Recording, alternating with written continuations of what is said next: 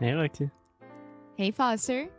Agora vamos on with the show. Uh-huh. I like that. Does Uma boa not mistura. really make sense grammatically mixing the two languages, but Well, I like it makes sense for me. That's all that matters. Okay, so Foster, today is your episode. Today is my day. Yes, it's your day. What are we talking about? So, on last Thursday, Alexia and I traveled to Asheville, North Carolina, which is a city close to my hometown of Spartanburg, South Carolina. Beautiful city in the mountains. We've talked about it several times on this show before, but the reason we were going to Asheville was to see a concert. Yes, and this concert was... Oh, this was not just any concert. This was not your normal concert. This was a concert I had been waiting for a long, long time. So we went to see the tallest man on earth, who is a Swedish singer-songwriter. Do you understand that phrase? Singer-songwriter? Yep. How would you describe that? Compositor e cantor. Nice. Yep. Yeah. You guys don't have a one word for that? I don't think so. I can be mistaken, but I don't know. Cool. So this guy, his stage name is the tallest man on earth. His real name is Christian Mattsson. Mm-hmm. He's from Sweden, and he plays songs primarily on guitar, but he also plays some other instruments like the piano, the mandolin, harmonica, and he's been one of my favorites for a long, long time now. Yeah, so the tallest man on earth, he always sings in English, right? Like he has, of course, songs in Swedish. How do I say it? No, it's right. Yeah? Trust your intuition, Alexa. Swedish. Swedish? Yeah, he does. You can find songs on the internet of him singing in Swedish, but he sings primarily in English, which is one of the reasons I wanted to talk about him. Imagine this, Brazilian listeners. Imagine one day you are singing for thousands of people in English, songs that you wrote in English, and his English is beautiful. You would never know that he is not a native English speaker. And he's super cute. He is. He's cute. And for those who don't know, Foster plays the guitar, the electric guitar, piano, electric piano, everything. So he really, really likes the tallest man on earth because of that as well, because he's very, extremely talented with the instruments. Are you talking about me or him? Both. Mm-hmm. Mm. Yes, he has always been one of my musical inspirations, and I agree. He is super cute. You want to be him, right? Yes, he is one of my idols. A mixture of Chris Gethard and the tallest man on earth. That's what I'm going for. Yeah. He's very sarcastic and ironic as well. In his songs? Or... No, like personally. Yeah, which you guys, maybe you have realized, if you have not realized that I'm sarcastic and ironic on this show sometimes. Sometimes? Then perhaps you were missing the joke. Yeah, so for me, it was very interesting because I only knew the tallest man on earth because of Foster. And to be honest, it wasn't, and it's not my first choice of listening because he can be very, very sad sometimes. Yeah, I would say it's not the first thing I would listen to. Yeah. I don't think it's in Alexia's top 100, but he can be sad, but he does it with such a charming, funny, Swedish intellect, humor, that a lot of his songs are very happy. To some people, his voice can be a little annoying. It's a little bit nasally very reminiscent of Bob Dylan. I love Bob Dylan. Yeah. Yeah.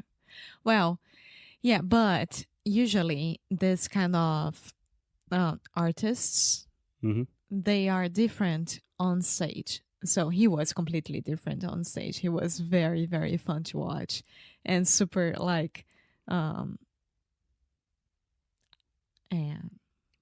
Again, when Alexia does not know what to say, she just moves her hands. I forgot.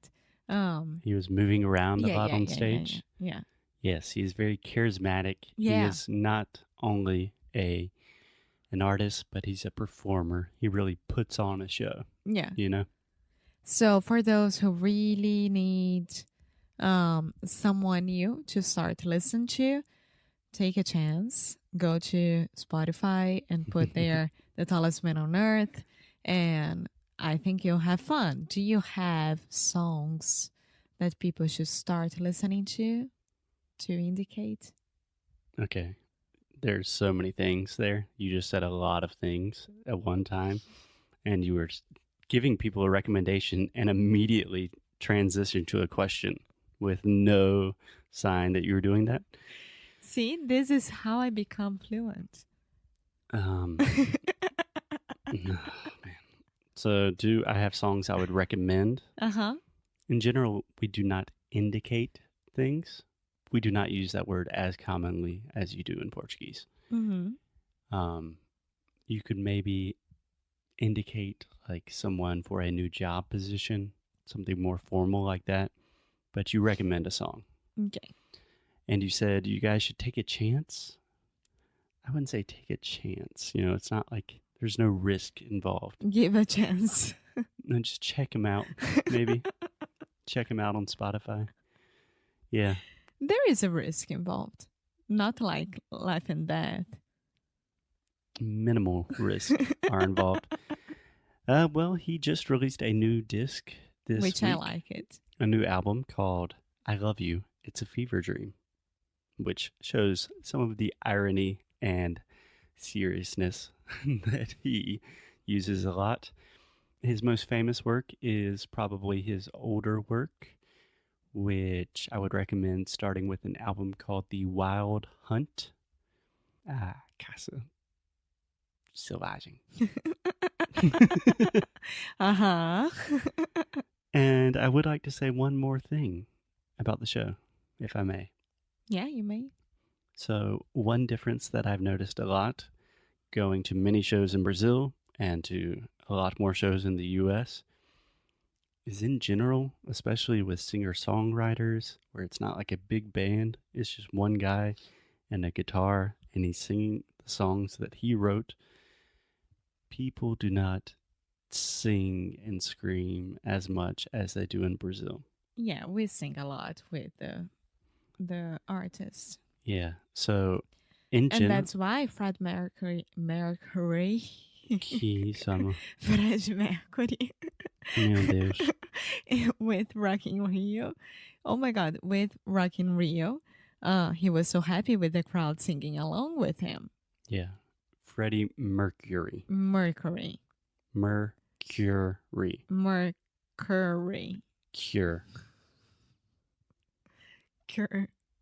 Cure. Meu Deus. Okay, so Alexia is having a laughing attack, so probably a good place to end the show. I was just imagining that the tallest man on earth... I'll tell a story while Alexia's breaking down here. I thought that the crowd and the audience was very respectful, but still after every song, the tallest man on earth always made a joke. Like, hey, if you guys keep talking, all my assistants and my guitar technicians will have to suffer with these different things. Contract. It's just part of the contract. So he was trying to make a joke saying like, hey guys, shut up. This is my show. You know, I know you want to sing. You know who really, really, really used to do that with the crowd as well? Who? Tim Maia. Good. Uh-huh. Good for him. And Cazuza as well. Nice. Yeah. I mean, There are some shows that you should sing along. The Tallest Man on Earth is not one of those shows. No, I think there is a difference between singing along and talking during the show. I mean, you should sing along with any music that you want, but talking during the show, like ha ha ha ha, laughing out loud, is not cool. Okay, I disagree. I think there are some shows where you should not sing along. And here is a cultural difference. Okay. I think that's a great place to end the show for today.